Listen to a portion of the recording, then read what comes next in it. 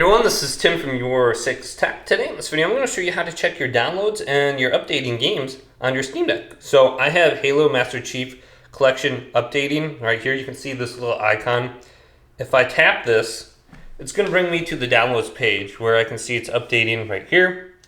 And I have about, 238 megabytes. Okay, so it's not going to take very long to update that. And it looks like I have a plan aside to update next after that. But we can get back to this page at any point in time.